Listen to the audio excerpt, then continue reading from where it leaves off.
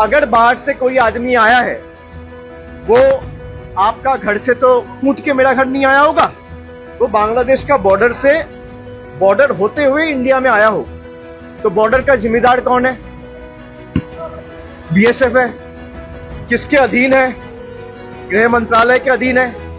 तो पहले अमित शाह रिजाइन करे, बीएसएफ के चीफ रिजाइन करे, आईबी के चीफ रिजाइन करे, फिर ये सवाल उठाए।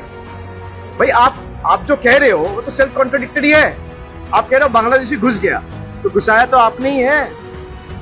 আহারে কত সুন্দর কথা। উফ, ও হো, বাবুর আবদার দেখো বাবা, অভিষেক বাবার আবদার দেখো। আবদারে বলছে বিএসএফ চিফ দিয়ে দিক রিজাইন, স্বরাষ্ট্রমন্ত্রী দিয়ে দিক রিজাইন। উফ, আবদার যেন বলছে ক্যাডবেরি চকলেট, যখন খুশি খুললাম খেয়ে ফেলে দিলাম, আবার নিজের মনের মতো স্বরাষ্ট্রমন্ত্রীকে আনবো। বর্ডারটা খোলা কে রেখেছে বাবা? বর্ডারে যে বিএসএফ জমি বলে যে এত বছর চেল্লাচ্ছে, জমি দিচ্ছে না, কে দিচ্ছে না?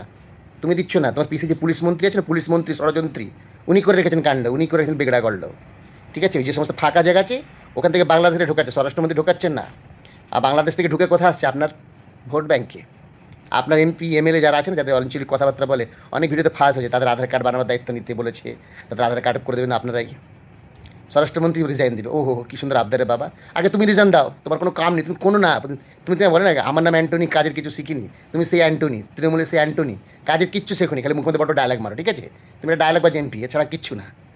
তোমরা তো মূর্খামি কথাবার্তা, মূর্খামিদের মানায় কী জানি কী শিক্ষিত না অর্ধশিক্ষিত কে বলবে।